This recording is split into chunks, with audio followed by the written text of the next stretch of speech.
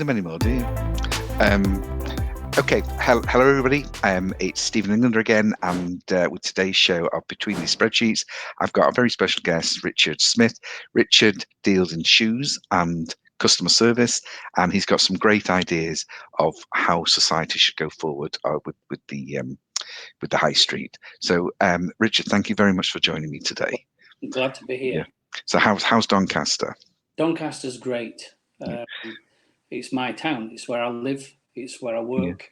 Where I know I met you a few weeks ago on LinkedIn, didn't I? We were just trawling, and you were showing me some shoes, which I quite like, and I know after we're allowed to go out again, I'm coming up, so you can measure my feet and get me into something comfortable, because absolutely my shoe wardrobe is, I don't think I bought a pair of shoes for 10 years, honestly. So it's not even worth cleaning them anymore. It's so ingrained with scuffs and marks, and and they were never that good shoes anyway, because we're all from places like non-shoe places, or these mass retail shoe people. Not proper handmade leather shoes. We call them foot covers. Foot covers. Foot covers. That's what. Okay, that's a good idea. So how do you get into the shoe game? Because I know it's my father makes bags, and it's allied with the shoe business. And I know years ago there was so many independent shoemakers and shoe wholesalers and shoe retailers, and now you walk down the high street and you can't find anything. It's all the big names or big stores. And I know in Manchester, where I live, I can't think of a single man's. Oh yes, I can, in the centre of town, but their shoes, they're very jazzy, and they start at like £400, which is it's a bit odd, but there's a market for that, There is, and I like them, but paying £400 or £500 for those shoes, which are the same, they're not the same as you get in the shops, but there's no, you walk in there and they look at you, it's like, should I be here? So, but it's not. But I know when I spoke to you, you seem to come across with really involved with customer care, and customer care is one of the ways that small firms can prosper and offer over and above bigger firms. Yes, but the difference is between you and I, Stephen. You're very successful in what you do in accountancy, and I've been relatively successful in shoe sales or shoe retail, and I'm no salesman. I prefer not to think of myself as a salesman. Quite right. I prefer to think I don't sell anything in the shop. No, you offer a service and a product. And that's the difference. But you as an accountant might walk into that shop that you mentioned and look at a pair of shoes on the shelf at £400 and think, oh my God, how does a pair of shoes cost £400? I buy these from a high street chain and they're £50 my shoes. How can anybody pay for? What's the difference? If nobody tells you, if nobody explains how the £400 shoes are made, if nobody tells you how the £400 shoes are designed to fit, then you, with the greatest respect in the world, are not educated in shoes. You're educated in finance. So it's my job to justify, and it's very easy to justify how one pair of shoes costs in our shop £100 if it's a deck shoe. Another pair of boots costs £460. I can tell you how, I can tell you why. You're telling the story. Yeah. That's what it's about. People pay for the story, don't they? Yeah, so people come into our shop, and you might ordinarily think that if somebody buys a pair of shoes from a chain that costs £50, they walk into that shop, they pick a shoe off the shelf because aesthetically it's pleasing to the eye. I like that. They put the foot inside. It's full of foam and soft rubber and nylon and fabric, and it's mushy around the foot, and it's instantly it's comfortable. Job done. I like the way it looks. Sounds like my bed. Sold, and it's completely different to how our type of shoes in our shop are made. They fit completely different, and people need to know why. One pair of shoes is this much money. Why one is so much money. A Ferrari and a Ford, isn't it? If you know the story. Absolutely. If you buy into the story, that's Yes. But this is what we talk about over and over again. It's having a good brand, a good story. Yeah. It's having and having it delivered well, and people believe you, and you're there tomorrow, and it's all it's a nice experience. I And would rather think that people don't buy a pair of shoes in our shop. I would rather think that they invest. And when they invest in some of our brands, yeah, they're investing in a piece of history. Some of these are heritage brands, and the history and everything that goes into the very beginning of those shoes and where they are today and how they are today is interesting for a lot of people. And if you're going to pay a premium for something, know something about it. And no, people genuinely are interested in how these shoes are made, where these shoes are made, yeah, why this much money, what should I expect from these shoes, and yeah, ultimately, will they represent value for money? Because I've seen people put what today is a £400 pair of shoes on or boots on in our shop, and I've seen people literally destroy those shoes or boots in weeks or months. They've destroyed them, they've been abused. I've seen people bring our shoes in for repair that are genuinely 20, 30, 40 years old and even more. And that is value for money. So take So, care. but it's also, I think this is possibly one of the reasons you were asking me the other week. What do I do with my shoes? Or where do I go? What do I do? Because you're trying to work out my wear and tear on the shoes and what Yeah, would be best. Yeah, typical example, a guy, a few years ago now, but there are lots of examples, but one springs to mind. A guy walked in and he was dressed very smart, beautiful suit, good looking guy, was trim hair, and yeah, I need a pair of shoes for work. Okay, what do you do? And he says, and he got some shoes on his feet that were, I don't particularly like the word, but they were cheap. yeah. They looked cheap. And he Oh, said, it looks like I'm going to have to buy some shoes just to come and see you. well, he said, I work at BMW. Right. You don't, if I can mention a brand. And I said, oh my God. I said, you wearing that suit, you look like you do, Mm. but with those shoes, do you know, when people see people, one of the first things they notice are the shoes. And for me personally, yeah, but you see, I don't. How much are those shoes, for example? Well, I don't know, they were maybe £200. Yeah, you see, I only buy cheap shoes because you think I work in a nice showroom with a tiled floor. You don't see the yard at the back that's all stone. And I have to go down and fetch cars and my shoes get hammered. And I said, but they only get hammered because you're wearing the wrong type of shoe. What you need to consider is what you want to do with that shoe, how you're going to wear it, where you're going to wear it. And if you buy the right shoe, it'll be fit for purpose. And I promise you, it'll be value for money. And don't forget, the Goodyear welted construction method of most of our shoes is a method that was designed and invented originally to allow a shoe to be taken to pieces and repaired, put back together. So Right. you wear those heels, you wear those soles out, you have them replaced. And this is all about keeping a pair of shoes for an awful long time. Now, he bought a pair of shoes. Within a year, he bought 2 more pairs. Not because there was anything wrong with the first pair of shoes, but because he actually got it. Yeah, actually, these shoes might be £200, and I might have been used to wearing £40 or £50 pairs of shoes, but I get what these shoes are about. I do look great. I do feel great. They are lasting because it's the right shoe for what I want to do in them, and I'm not going to wear them every day because you shouldn't. A day of wear, day of rest is what's advised. He said, so I'm going to invest now, not buy, in 2 or 3 more pairs, and I'll have shoes fit for purpose and rotating shoes and wearing shoes, looking after them. You'll have them for years and years and years. And that guy over time bought quite a few different pairs of shoes, again, not because there's anything wrong with the Yeah. first pair, but because there's a different shoe in a different Yeah. style, in a different colour, for a different Yeah. outfit on a different day, a different Oh, occasion. it sounds good. And there's another thing that.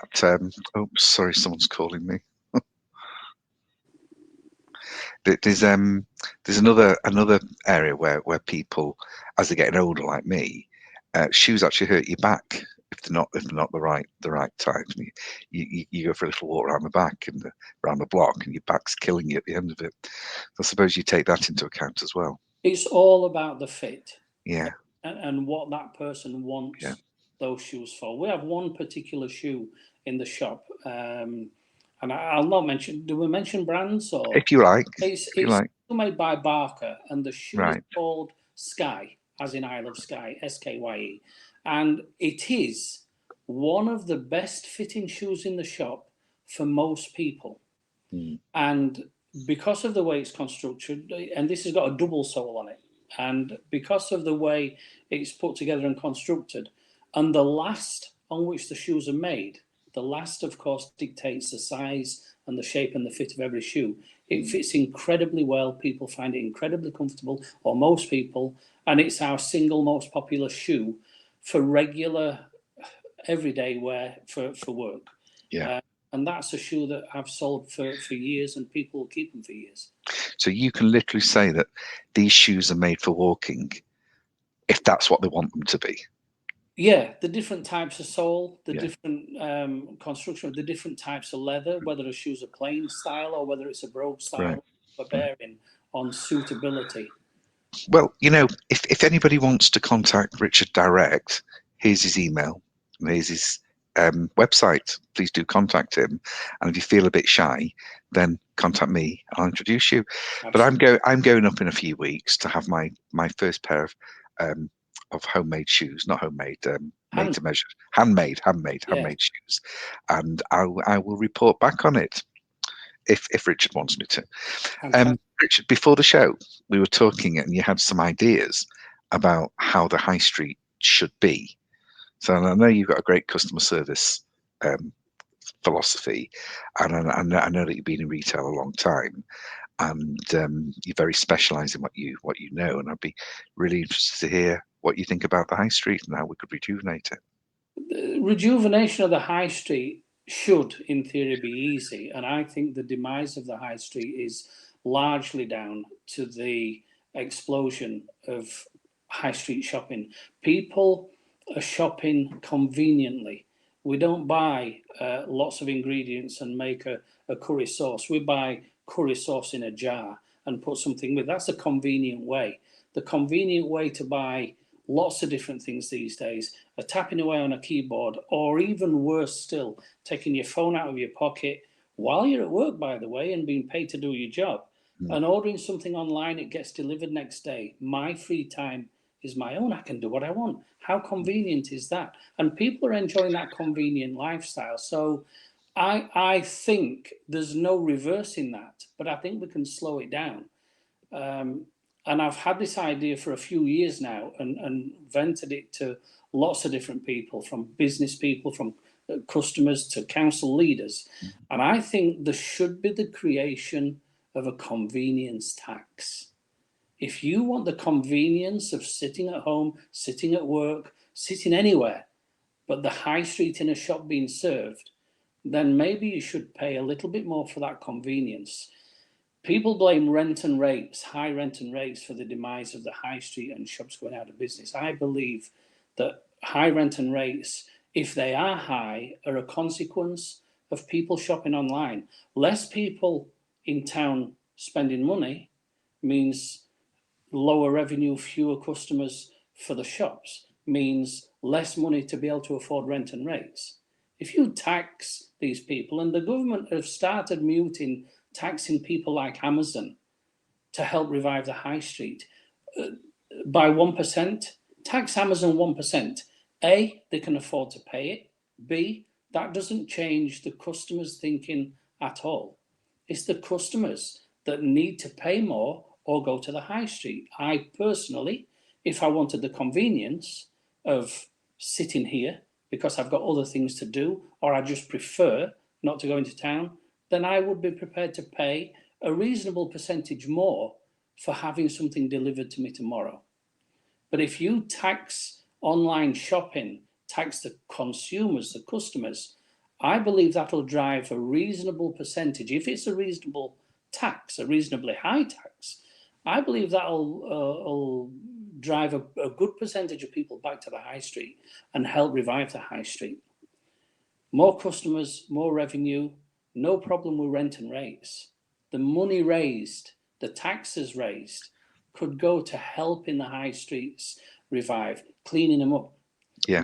police, more security on the high streets. I believe it's been suggested that there's a 2% sales tax on online sales. 2% won't make any difference. It's Well, they're talking about it. 100.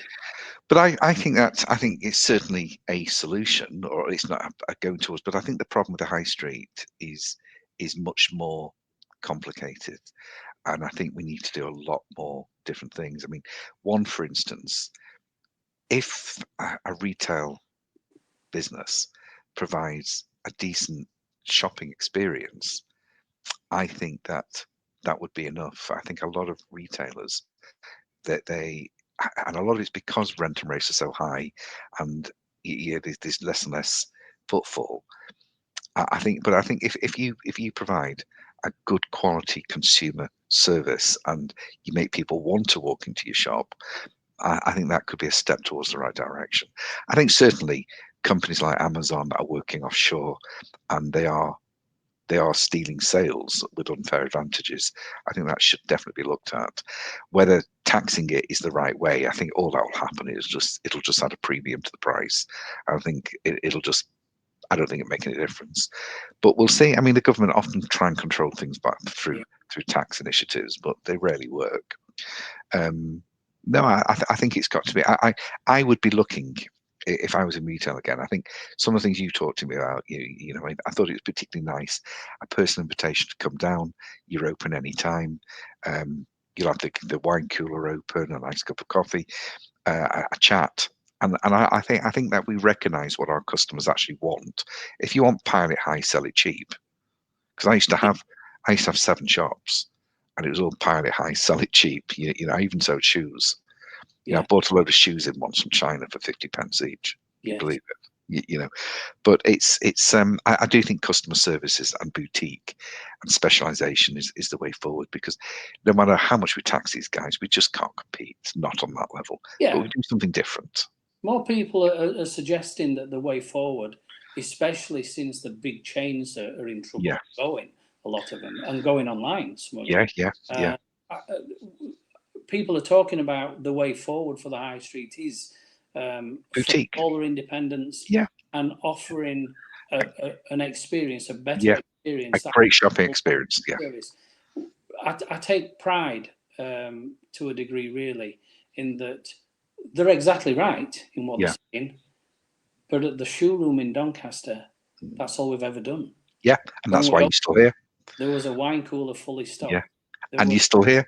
And there's an invitation to shop 7 days a week, any time, day or night. Well, a lot of people from Manchester thought that Doncaster was just an extended car park for Sheffield, but I'm no different. So to survive and prosper like you have must mean that there's a greater service going on here. There's a greater reason going on. We've actually, the last 12 months, if you think, the shop doors have been closed for very nearly 6 months of the 12.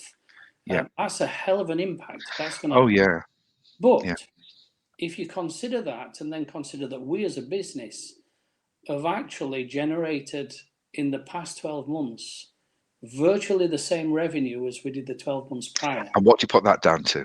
Everybody listen. What do you put that down to? Service.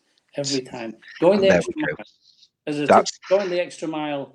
Literally yesterday I was out in my car doing what we call doorstep deliveries.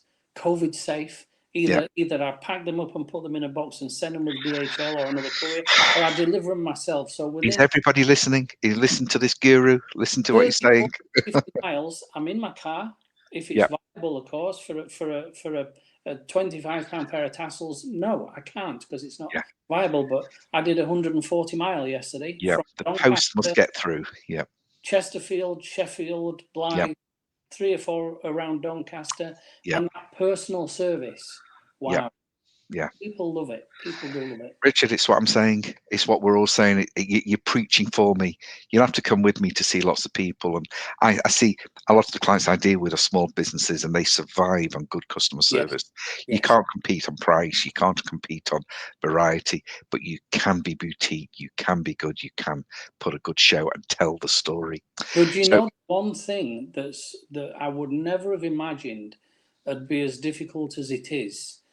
As a as a shop, we're a destination shop, so people will travel. People do travel a considerable distance to have that experience and to have that variety and quality of product that we stock. Now, because we're in a very low footfall area or part of town, even though we're in the town centre, we have very little footfall. The most difficult thing that we have to face every single day is reaching those people, that new customer that you need every day, every week, every month, to sustain that growth, and to reach those people is incredibly difficult. Media, social media for us has been the big factor in our success. Getting out there. It's just getting out there, isn't it? Yeah. Anyway, we're running a bit out of time. So all numbers and emails are coming up on the screen again. And it's been lovely talking to you, and thank you for Great pleasure, being sure. Now I go for my injection soon, so that'll give me a few weeks to get ready, and then I'll be up there for that nice cup of coffee and have my feet measured. And you know, one thing before you go, Stephen, is we're open any time. So make a private appointment out of hours if that suits you best. No, I'll come on a Saturday afternoon. Occasionally, we'll go a little bit further, a little bit further if it suits you and you want that personal one-to-one service. I don't mind putting half a dozen things after a brief discussion. I'll put half a dozen items in the boot of my car. Yeah. And I'll actually drive to Manchester. Now, come up. I'll get my back rubbed. I mean, I'll get my... Right, well, we're off. Busy day, haven't we? So, Richard, keep in touch. Thank you very much, Stephen. Thank you. And thank you, everybody out there, for joining us. And remember, if you want some advice on the best shoes that you should be wearing, just contact Richard direct. Brilliant. So, I'll see you soon. Pleasure. Take care of yourself.